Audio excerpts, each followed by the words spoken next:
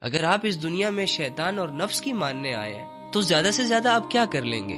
زنا کر لیں گے، چوریاں کر لیں گے، قتل و غارت کر لیں گے، بڑے سے بڑا گناہ، بڑی سے بڑی بے حیائی، بڑی سے بڑی گمراہی کتنا فائدہ دے سکتے ہیں ایک انسان کو؟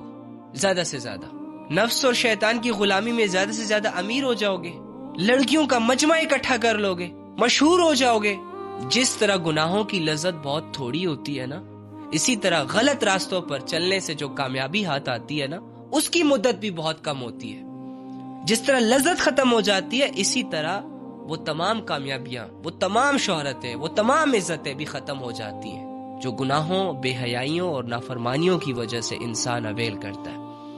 تو یار، آپ کا کام اللہ کو راضی کرنا ہے، آپ کا کام عبادت کرنا ہے، آپ کا کام نبی صلی اللہ علیہ وآلہ وسلم کی ایفرٹس کی لاج رکھنا ہے۔